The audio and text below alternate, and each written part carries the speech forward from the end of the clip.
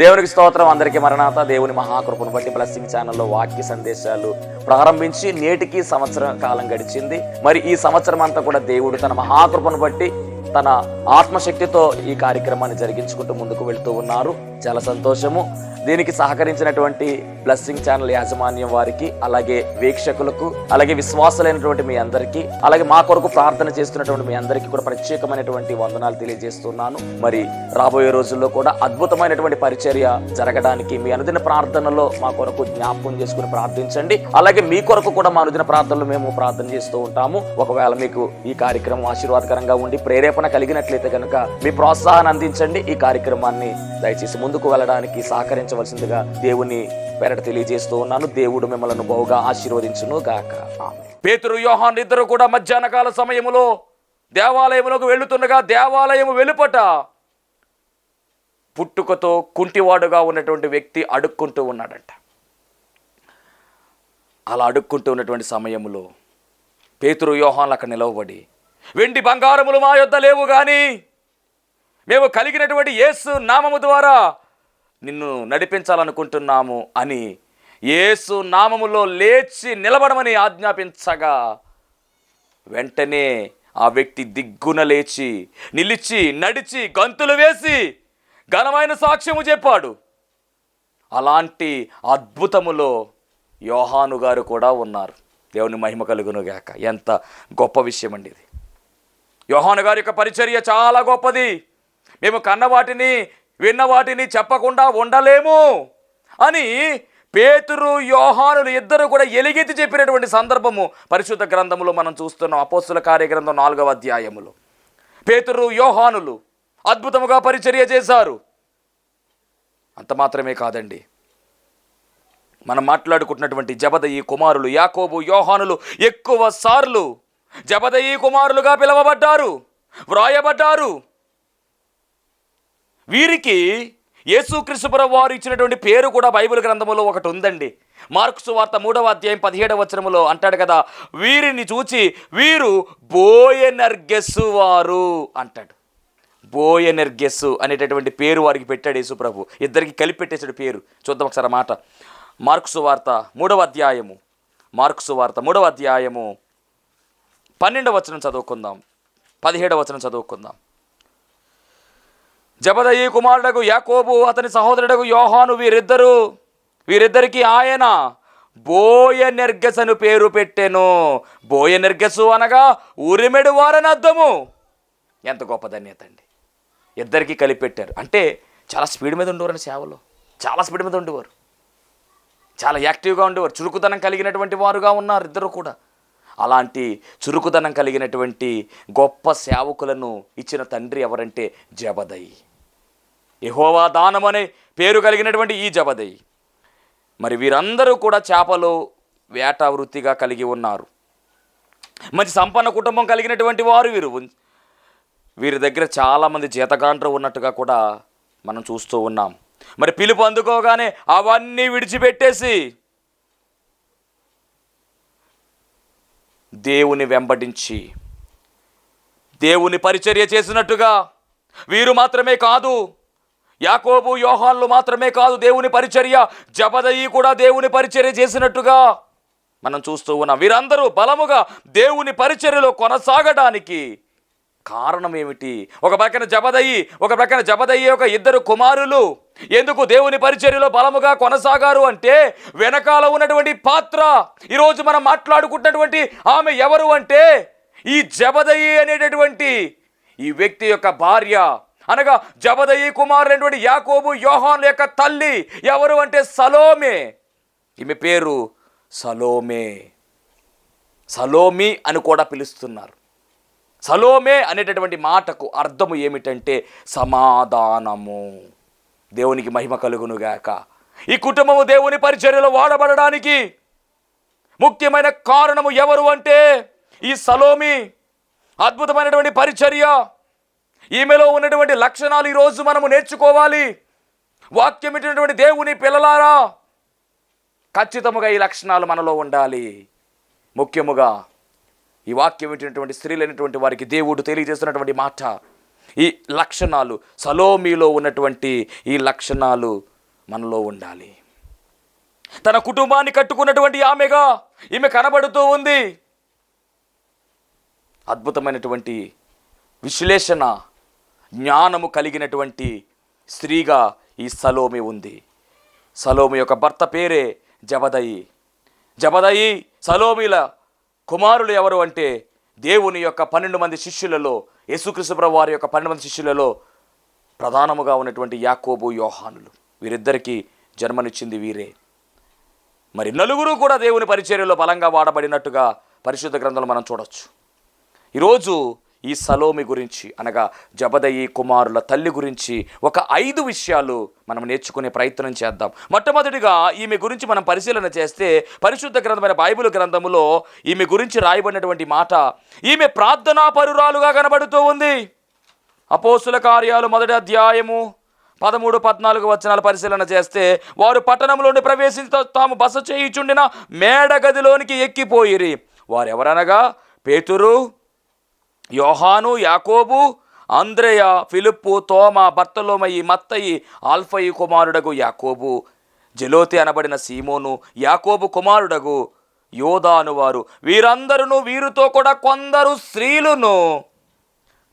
స్త్రీలును యేసు తల్లి అయిన మరియయు ఆయన సహోదరులను ఏక మనస్సుతో ఎడతెగక ప్రార్థన చేయుచుండిరి. దేవునికి మహిమ కలుగునుగాక.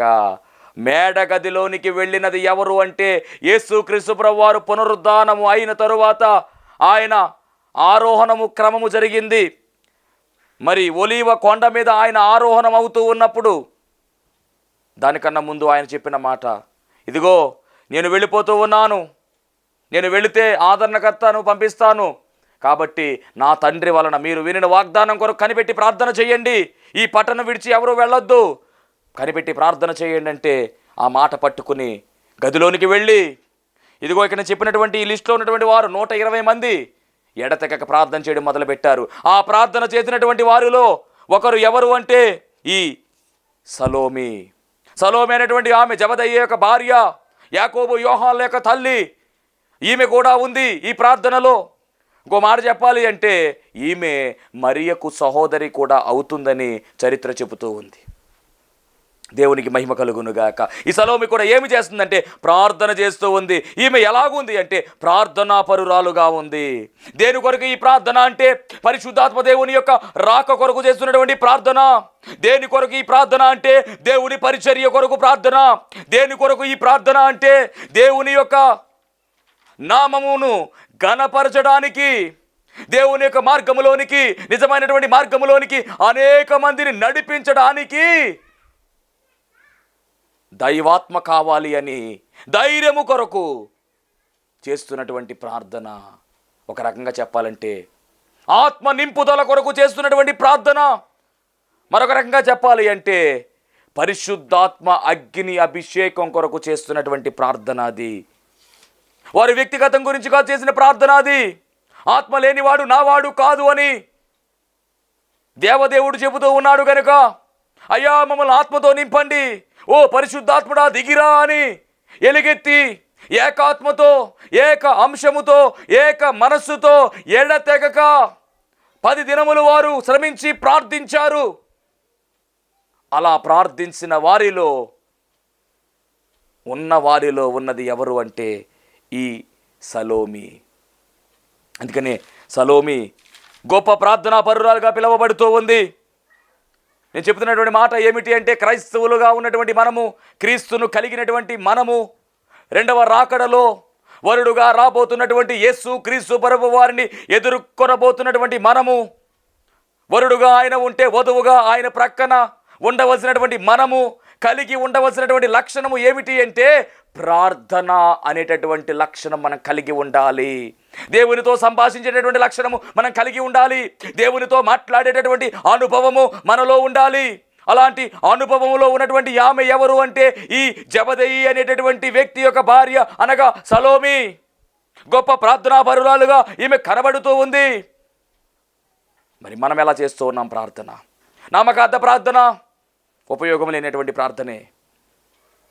దేవునితో సంభాషించాలి, మన అవసరాల అక్కర్లన్నీ కూడా ఆయన అడగాలి. ఆయనతో మాట్లాడి మన దినాన్ని ప్రారంభించాలి. ఆయనతో మాట్లాడి మన దినాన్ని ముగించాలి. దేవునితో మాట్లాడడమే, దేవునితో సంభాషించడమే ప్రార్థన. ఒక స్నేహితుని వలె ఆయన మనం పలకరించగలుగుతున్నామా? ఒక మిత్రుడి వలె ఆయనతో మనం మాట్లాడగలుగుతున్నామా? ఒక అన్న వలె ఆయనతో మనం మాట్లాడగలుగుతున్నామా? ప్రార్థన చేయగలుగుతున్నామా? ప్రార్థన వినే దేవుడై ఉన్నాడు ఆయన. ప్రార్థన ఆలకించే దేవుడై ఉన్నాడు.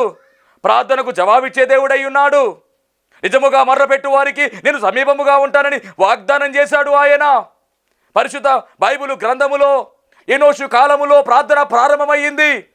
ఆదికాండ గ్రంథము 4వ అధ్యాయము చివరి వచనము 26వ వచనం మనం చూస్తే అక్కడ ప్రారంభమైనటువంటి ప్రార్థన పరిశుద్ధ బైబిలు గ్రంథములో చివరి పుస్తకమైనటువంటి 66వ పుస్తకమైనటువంటి ప్రకటన గ్రంథములో 22వ అధ్యాయములో పరిశీలన చేస్తే కనుక 21వ వచనం మనం చూస్తే కనుక అక్కడ ప్రభు అయిన యేసు రమ్మని ప్రార్థనతో ముగుస్తూ ఉంది.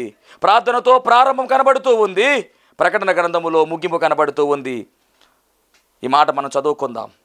ప్రకటన గ్రంథము 22వ అధ్యాయము 20వ వచనము. ఈ సంగతులకు సాక్ష్యం ఇచ్చేవాడు అవును త్వరగా వచ్చుచున్నానని చెప్పుచున్నాడు. ఆమేన్. ప్రభు అయిన యేసు రమ్ము. ప్రార్థనతో ముగుస్తూ ఉంది. గమనించారా? ఆది కాండములో ప్రారంభము ప్రార్థన, ప్రకటన గ్రంథములో ముగింపు ప్రార్థన.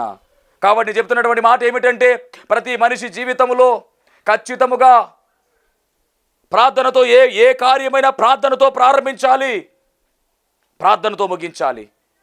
మీరు ఎక్కడికైనా ప్రయాణమై బయటికి వెళుతూ ఉండగా ముందు ప్రార్థన చేసుకుని ప్రయాణం అవ్వాలి. వచ్చిన తర్వాత ప్రయాణానికి క్షేమంగా జరిగించినటువంటి ఓ తండ్రి నీకు స్తుతులు అని ప్రార్థన చేసి దేవునికి స్తుతులు అర్పించాలి.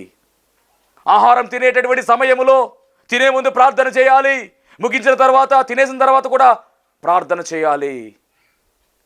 ఉదయకాలం రోజు ప్రార్థనతో ప్రారంభము, ముగింపు ప్రార్థనతో ముగించాలి. ఎందుకు ఇన్ని మాటలు చెబుతున్నానంటే వరుడైన యేసుక్రీస్తు ప్రభువారు కూడా తన సేవా పరిచర్య ప్రార్థనతో ప్రారంభించాడు. తన సేవా పరిచర్య ముగింపు ఆయన శిలువ మ్రాను మీద చివరి మాట అయినటువంటి 7వ మాట, తండ్రి నా ఆత్మని చేతికి అప్పగించుకొనుచున్నానని ఆయన మాట పలికి ప్రార్థనతో ముగించాడు. కనుక దిన ప్రారంభము ప్రార్థనతో ఉండాలి, దిన ముగింపు ప్రార్థనతో ఉండాలి. ఏ పని చేసినా ప్రార్థనతో ప్రారంభించాలి, ప్రార్థనతో ముగించాలి. ఇది యేసుక్రీస్తు ప్రభువారిని కలిగినటువంటి వారి లక్షణము. ఎందుకంటే మన వరుడు యేసుక్రీస్తు ప్రభువారు గొప్ప ప్రార్థనాపరుడు. కాబట్టి మనం కూడా అట్టి ప్రార్థన వాలు కలిగి ఉండాలి. ఇప్పుడు ఇక్కడ చెప్పబడుతున్నటువంటి ఈ సలోమే ఎలాగుందంటే ప్రార్థనా పరురాలుగా కనబడుతూ ఉంది. చేస్తున్నారా ప్రార్థన? ఎన్ని ప్రార్థనలు బైబిల్ గ్రంథంలో ఉన్నాయో! అద్భుతమైనటువంటి చరిత్ర ప్రార్థన. క్రైస్తవ జీవితాన్ని గమనించండి. ప్రతి క్రైస్తవుడికి కూడా ప్రార్థన అనేటటువంటి రెక్క ఉండాలి, వాక్యం అనేటటువంటి రెక్క ఉండాలి. రెండు రెక్కలు ఉంటేనే పక్షి ఎగరగలదు. 2 రెక్కలు ఉంటేనే ఆకాశంలోనికి అది చక్కగా ఎగురుతుంది. 2 రెక్కల్లో ఏ రెక్క అయినా కానీ సరిగా లేకపోతే సరిగా ఎగరలేదు. అలాగే క్రీస్తును కలిగినటువంటి మనము మధ్యాకాశంలో 2వ రాకడలో ఆయన కలుసుకోవాల్సినటువంటి మనము ఎగిరి మేఘము ఎక్కాలి అంటే ఈ 2 రెక్కలు మన దగ్గర ఉండాలి. ఆ 2 రెక్కలు ఏమిటి అంటే ఒక రెక్క ప్రార్థన అయితే ఒక రెక్క వాక్యము. ఇవి 2 ఉండాలి మన దగ్గర. కడవరి కాలములో ఉన్నాము, భయంకరమైనటువంటి దుర్దినముల్లో మనం ఉన్నాము. యేసుక్రీస్తు ప్రభువారి యొక్క రాకడ దినములు సమీపముగా ఉన్నాయి. ఆయన ఏ క్షణమైనా రావచ్చు. ఆయన వచ్చే సమయం ఆసనమైనది. మనము సిద్ధముగా ఉండాలి అంటే ఎగిరి మేఘమెక్కడానికి రెక్కలు తెరచి ఉంచాలి. ఆ రెక్కలు ఒక రెక్క ప్రార్థన రెక్క, 2వది వాక్యము అనేటటువంటి రెక్క. రోజు ఈ ప్రార్థనా పరురాలుగా పిలువబడుతున్నటువంటి సలోమి మనకు చెబుతున్నటువంటి మాట ఏమిటో తెలుసా? మీరు ఎలా ప్రార్థన చేస్తున్నారు, ఏ విధముగా గోజాడుతున్నారు దేవుని సముఖములో అని అడుగుతూ ఉంది. ఎన్ని రకాల ప్రార్థనలు ఉన్నాయి. వేద్యమును గెలవాలంటే ప్రార్థన చేయాలి.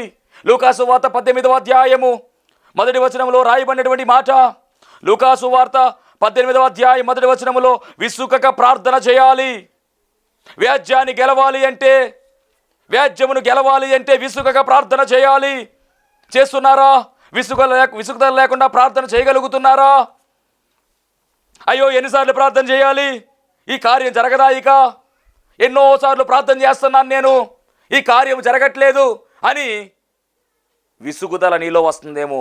వాక్యం వింటున్న దేవుని బిడ్డలారా, కార్యాలు జరగట్లేదని విసుగుదల వస్తుందా? విసుగుదల చెందితే కార్యాలు జరగవు. విసుగక ప్రార్థన చేయాలి. విసుగుదల ఉన్నట్లయితే కార్యాలు జరగవు. గమనించండి, విసుగుదల కాదు ఉండవలసినది, విశ్వాసము కలిగి ఉండాలి. విశ్వాసముతో ప్రార్థన చేయాలి. వారు విసుగక నిత్యము ప్రార్థన చేయుచుండవలెనట్టుకు ఆయన వారితో ఒక ఉపమానము చెప్పాను. ఎలా చేయాలి ప్రార్థన అంటే విసుగక నిత్యము ప్రార్థన చేయాలి. నువ్వు వ్యాజ్యాన్ని గెలవాలి అంటే ప్రార్థన. ఎలాంటి ప్రార్థన అంటే విసుగక ప్రార్థన చేయాలి అని దేవుని వాక్యము చాలా స్పష్టముగా చెప్పబడుతూ ఉంది. దేవునికి మహిమ కలుగునుగాక. నిత్యము విసుగక ప్రార్థన చేయాలి. రెండవదిగా మనం పరిశీలన చేస్తే, నీకు స్వస్థత కావాలి అంటే విశ్వాస సహితమైన ప్రార్థన ఆ రోగిని స్వస్థపరచును అని యాకోబు పత్రిక 5వ అధ్యాయం 15వ వచనం రాయబడింది. విశ్వాస సహితమైన ప్రార్థన అనగా నీ ప్రార్థనలో ఏముండాలి అంటే విశ్వాసము ఉండాలి. ప్రార్థన చేస్తున్నావంటే కార్యాలు జరుగుతాయి, కార్యాలు జరిగిస్తాడు దేవుడు అని నువ్వు నమ్మాలి. నమ్ముట నీ వలనైతే నమ్మువానికి సమస్తము సాధ్యమే అని దేవుని వాక్యము సెలవిస్తూ ఉంది కదా. అలాంటప్పుడు నీ విశ్వాసము స్థాయి ఎలా ఉందో దేవుడు చూస్తున్నాడు కదా. అలాంటప్పుడు నువ్వు అవిశ్వాసిగా ఉంటే కార్యాలు ఎలా జరుగుతాయి తల్లి? నువ్వు విశ్వాసం కలిగి ఉండు. వాక్యం వింటున్నటువంటి ఓ అన్న, ఓ చెల్లి, ఓ అక్క, ఓ తమ్మి విను. దేవుని యందు విశ్వాసము కలిగి నువ్వు ప్రార్థన చేయి. ఎట్టి కార్యమైనా చేయగల సామర్థ్యం కలిగిన దేవుడే నేను ప్రకటిస్తున్నటువంటి నా యేసు క్రీస్తు ప్రభువారు. దాంట్లో ఏమాత్రము తిరుగులేదు. యెహోవాకు అసాధ్యమైనది ఏదైనా ఉన్నదంటే ఏమి సమస్తము సాధ్యమే. ఏదైనా చేయగలడు ఆయన, ఎంతైనా చేయగలడు ఆయన. శూన్యములో సృష్టిని కలగజేసిన గొప్ప దేవుడు ఆయన. లేని వాటిని ఉన్న వాటిగా పిలిచేవాడు ఆయనే. బ్రతుకులను మార్చగల దేవుడు ఆయన. నీ పరిస్థితులను తారుమారు చేయగల దేవుడు ఆయన.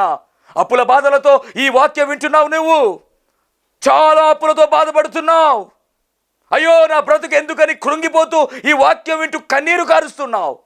నీ కన్నిటిని నాట్యంగా మార్చివేసే దేవుడే నేను ప్రకటిస్తున్నటువంటి నా యేసు క్రీస్తు ప్రభువారు. దేవుడికి మహిమ కలుగును గాక. నువ్వు నమ్మిక కలిగి ఉంటే ఈ వాక్యము శ్రద్ధగా ఆలకించు.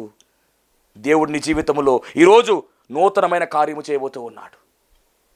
దేవునికి మహిమ కలుగును గాక. అయ్యో నా బాధ ఏమిటి, అయ్యో నా పరిస్థితి ఏమిటి, ఈ బాధలో నుంచి నాకు విడుదల లేదా అన్ను వాక్యం వింటున్నావు తల్లి. ప్రభు నీతో మాట్లాడుతున్నాడు తల్లి. నీకున్నటువంటి బాధ, నీకున్నటువంటి బలహీనత, నీకున్నటువంటి ఇబ్బంది ఈరోజు దేవుడు తీసేస్తూ ఉన్నాడు. మార్గము తెరుస్తూ ఉన్నాడు. మూయబడినటువంటి మార్గము తెరవబడుతూ ఉంది. పరిస్థితులన్నీ కూడా తారుమారవుతూ ఉన్నాయి. వాక్యం వింటూ ఉన్నావు.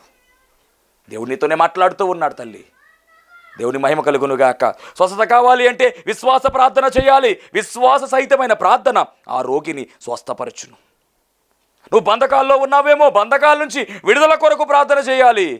అపోస్తుల కార్యాలు 12:5 రాయబడినటువంటి మాట, పేతురు గారిని చెరసాల్లో వేసేశారు. ఆ సమయములో సంఘమంతా కూడా ప్రార్థన చేస్తూ ఉంది. ఎలాంటి ప్రార్థన అంటే అత్యాశక్తి ప్రార్థన చేస్తూ ఉంది. సంఘ ప్రార్థన ఎలాగుంది అంటే అత్యాశక్తి. ఎప్పుడైతే సంఘమంతా కలిసి అత్యాశక్తితో ప్రార్థన చేసిందో పేతురు గారిని విడుదల కార్యములోకి నడిపించేసింది ఆ ప్రార్థన. దేవదూత వెళ్ళి చెరసాలలో ఉన్నటువంటి పేతురుని క్షేమంగా బయటికి తీసుకొచ్చేసింది. ఎంత గొప్ప ధన్యత. అందుకనే బంధకాల్లో ఉన్నటువంటి నీవు బంధకాల్లోంచి విడుదల పొందుకోవాలంటే నువ్వు చేయవలసిన ప్రార్థన ఏమిటి అంటే అత్యాశక్తి ప్రార్థన చేయి. కార్యం జరిగిస్తాడు దేవుడు. ఇక 4వదిగా మనం పరిశీలన చేస్తే ఆసక్తితో ప్రార్థన చేశాడు ఏలియా ఆసక్తితో ప్రార్థన చేయగా 3.5 సంవత్సరాలు వర్షము కురవలేదు. మరలా ప్రార్థన చేయగా వర్షము కురిసింది. ఏలియా మనలాంటి స్వభావం కలిగిన మనిషే, అయినప్పటికీ కార్యము జరిగింది. ఈరోజు మనం ప్రార్థన చేస్తే కార్యం జరగదా? జరుగుతుంది. ఎందుకంటే ఆయన నిన్న నేడు నిరంతరము ఏకరీతిగా ఉన్నాడు. ఆయన పక్షపాతి కాడు. ఏలియా వలె మనం ఉండాలి, ఏలియా వలె మనం ప్రార్థన చేయాలి, ఏలియా వలె మనము దేవుని మీద పూర్తిగా ఆధారపడాలి. మనకు ఉన్నటువంటి మైనస్ ఏమిటంటే ప్రార్థన చేస్తాము కానీ మనలోనే మైనస్ ఉంటుంది. అపనమ్మిక వస్తుంది, కార్యం జరుగుద్దా జరగదా అనేటటువంటి ప్రశ్న మనలో ఉంటుంది. అస్సలు అలాంటిది ఏమి ఉండకూడదు. నా దేవుడు కార్యం జరిగిస్తాడు, ఖచ్చితముగా కార్యం జరుగుతుంది. అంటే ప్రార్థన, ఆశీర్వాద ప్రార్థన, నా సరిహద్దులు విశాలపరచని ఈయన ప్రార్థన చేశారు. ఎవరు అంటే కనుక ఎబ్బేజు అనేటటువంటి వ్యక్తి. దేవుడు అతని ప్రార్థన ఆలకించాడు. అంటే ఆశీర్వాదం కొరకు కూడా ప్రార్థన ఉంది బైబిల్ గ్రంథములో. అలాగే 6వదిగా ఏకాంత ప్రార్థన. నువ్వు ప్రార్థన చేయనప్పుడు గదిలోనికి వెళ్ళి తలుపు వేసి రహస్యమందు చూసిన తండ్రికి ప్రార్థన చేయము, రహస్యమందు చూసిన తండ్రి నీ ప్రార్థనకు ప్రతిఫలం ఇచ్చును. ఇది ఏకాంత ప్రార్థన. 7వదిగా బహుగా ప్రార్థన చేయండి అని దైవజనులు బయలుపరిచిన మాట. బహుగా ప్రార్థన చేస్తే శ్రమలన్నీ కూడా ముక్కముక్కలైపోతాయి. బహుగా ప్రార్థన చేయడం వల్ల అపవాది క్రియలన్నీ కూడా లయమైపోతాయి. మీరు శోధనలో ప్రవేశింపకూడనట్లు మెలకువ కలిగి ప్రార్థించండి. బహుగా ప్రార్థన చాలా ప్రాముఖ్యమైనటువంటి విషయం ఇది. ఇలా 7 రకాల ప్రార్థనలు బైబిల్ గ్రంథంలో రాయబడ్డాయి. ఇప్పుడు ఈ సలోమి అనేటటువంటి ఆమె ఎలాగుంది అంటే గొప్ప ప్రార్థనా పరురాలుగా ఉంది. దేవుని పరిచర్యలో కుటుంబం అంతా వాడబడడానికి ఈమె ప్రార్థన కారణమవుతూ ఉంది. బిడ్డల భవిష్యత్తు మారాలి అంటే తల్లి ప్రార్థన చాలా ప్రాముఖ్యమైనది. పరిశుద్ధ బైబిల్ గ్రంథములో తల్లులు ప్రార్థన చేస్తూ ఉంటే బిడ్డల భవిష్యత్తు మారిపోయిందండి. మనం చాలాసార్లు చెప్పుకున్నాం. హన్నా ప్రార్థన చేసింది, మొక్కుబడి చేసుకుని కుమారుని కన్నది. ఆ కుమారుడు ఎవరు అంటే సామ్యూల్ ఎంత అద్భుతమైనటువంటి ఉన్నతమైన స్థాయికి వెళ్ళాడో. దేవుని పరిచర్యలో బలమైనటువంటి సాధకంగా వాడబడ్డాడు. గొప్ప న్యాయాధిపతిగా, గొప్ప ప్రవక్తగా, దేవుని స్వరాన్ని చిన్నతనంలోనే విన్నవాడిగా, దేవునితో ఉన్నవాడిగా, పాపము లేనివాడిగా, రాజులను సైతము అభిషేకించినటువంటి వాడిగా ఈయన కంటిన్యూ.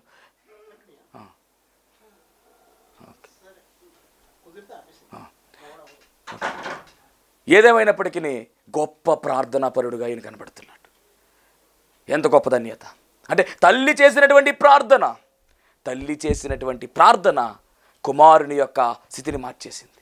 అంటే ఇప్పుడు ఈ జబదయి యొక్క భార్య అనగా సలోమి, అలాగే అతని యొక్క ఈ జబదయి యొక్క కుమారులు అనగా సలోమి యొక్క కుమారులు యాకోబు, యోహాను.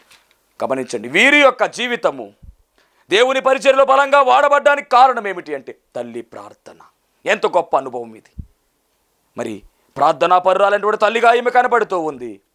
అంత మాత్రమే కాదు, ఈమెలో ఉన్నటువంటి 2వ లక్షణం మనం పరిశీలన చేస్తే గొప్ప పరిచర్య చేసినటువంటి తల్లిగా ఈమె కనబడుతూ ఉంది. గొప్ప పరిచర్య, మామూలు పరిచర్య కాదు, దేవుని పరిచర్యలో బలంగా వాడబడింది. చాలా అద్భుతమైనటువంటి పరిచర్య. అలాగే 3వదిగా మనం పరిశీలన చేస్తే శ్రమలలో కూడా నిలిచిపోయినటువంటి తల్లిగా ఈమె కనపడుతూ ఉంది. యేసుక్రీస్తు ప్రభువు వారి యొక్క శిలువ యజ్ఞయాగ సమయములో అందరూ వెళ్ళిపోయారు, కానీ 4 మాత్రమే స్త్రీలు అక్కడ ఉన్నారు. ఆ 4 స్త్రీలలో తల్లి అయినటువంటి మరియా, అలాగే ఈ సలోమి, మగ్దలేని మరియా, క్లోపా భార్య అయినటువంటి మరియా, వీరు మాత్రమే అక్కడ ఉన్నారు. 4 మాత్రమే అక్కడ ఉన్నారు. ఆ 4తో యోహాను కూడా ఉన్నాడు. తల్లి కొడుకు 2 కూడా అక్కడ ఉన్నారు. అంటే శ్రమలలో కూడా విడిచి వెళ్ళని తల్లిగా ఈమె కనపడుతూ ఉంది. 1 ప్రార్థనా పరురాలు, 2 పరిచర్య చేసిన తల్లి, 3వది శ్రమల్లో కూడా నిలిచిపోయిన తల్లిగా ఈమె ఉంది. 4వదిగా పునరుద్ధరణైన క్రీస్తును దర్శించుకొని వార్తను చాటించిన తల్లి. అనగా యేసుక్రీస్తు ప్రభువు వారు తిరిగి లేచినటువంటి వార్త ముందుగానే తెలుసుకుంది, ఆయన దర్శించుకుంది. ఆయన తిరిగి లేచినటువంటి వార్తను ప్రకటించినటువంటి వారిలో ఈమె కూడా ఉంది. సువార్తను ప్రకటించినటువంటి గొప్ప స్త్రీగా ఈమె కనబడుతుంది. ఇక 5వదిగా గమనిస్తే బిడ్డల యొక్క శ్రేయస్సును ఆకాంక్షించిన తల్లిగా ఈమె కనబడుతుంది. మనం మొదట్లో చదువుకున్నాం, అయ్యా యేసుక్రీస్తు ప్రభువు దగ్గరికి వెళ్ళి అంటుంది కదా, అయ్యా ఇదిగో ఇహమందును పరమందును దీవెన ఇది. అదేమిటంటే నీవు రాజ్యముతో వస్తున్నప్పుడు మా కుమారులు నీ రాజ్యమందు ఒక కుమారుడు నీ కుడి పక్కన, ఒక కుమారుడు నీ ఎడం ప్రక్కన ఉండాలని కోరుకుంది. ఎంత గొప్ప ధన్యత చూడండి. ఈ లోక రాజ్యంలో మాత్రమే కాదు ఆశీర్వాదం, ఆ రాజ్యంలో కూడా నా బిడ్డలు నీ చెంత ఉండాలయ్యా, నీ సముఖంలో ఉండాలయ్యా, నీ నీడలో వారు ఉండాలి, కుడివైపున ఒకడు ఎడం వైపున ఒకడు ఉండాలి అని కోరుకున్నటువంటి తల్లి. ఇది 5వ లక్షణం. బిడ్డల యొక్క శ్రేయస్సును ఆకాంక్షించిన తల్లిగా ఈమె కనబడుతూ ఉంది. 5 లక్షణాలు ఈమెలో మనం చూసాం. 1 ప్రార్థనా పరురాలైతే, 2వది పరిచర్య చేసినటువంటి తల్లిగా, 3వది శ్రమలలో కూడా నిలిచిపోయిన తల్లిగా, 4వది పునరుద్ధానుడైన యేసు క్రీస్తు ప్రభు వారిని దర్శించుకుని ఆ వార్తను చాటించిన తల్లిగా, 5వదిగా బిడ్డల శ్రేయస్సును ఆకాంక్షించినటువంటి తల్లిగా ఈమె కనబడుతూ ఉంది. ఇలాంటి ఉత్తమమైనటువంటి తల్లిగా నీవు ఉండాలి తల్లి. నీ బిడ్డల కొరకు నువ్వు ప్రార్థన చేయాలి, నీ బిడ్డల యొక్క శ్రేయస్సును కోరుకోవాలి, దేవుని పరిచర్యలో బలంగా వారు ముందుకు వెళ్ళాలని నువ్వు దేవుని సముఖంలో ప్రార్థన చేయాలి. అలా ఈ సలోమి చేసింది కనుకనే ఈరోజు యాకోబు యోహాను యొక్క చరిత్ర పరిశుద్ధ గ్రంథములో లిఖితమైంది. అంత మాత్రమే కాదు, యేసుక్రీస్తు ప్రభువు వారు ఏర్పాటు చేసినటువంటి 12 సింహాసనాలు పరలోకములో ఉండగా, ఆ 12 సింహాసనాల్లో 2 సింహాసనాలు ఎవరివి అంటే కనుక ఈ జబదయి కుమారులవే, అనగా సలోమి యొక్క కుమారులవే, యాకోబు యోహానులవే. ఎంత గొప్ప ధన్యత చూడండి, ఎంత గొప్ప ధన్యత. అలాంటి గొప్ప ప్రార్థనా పరురాలుగా దేవుడు మిమ్మల్ని కూడా నిలవబెట్టాలని కోరుకుంటూ ఉన్నాను. ప్రార్థించుకుందాం.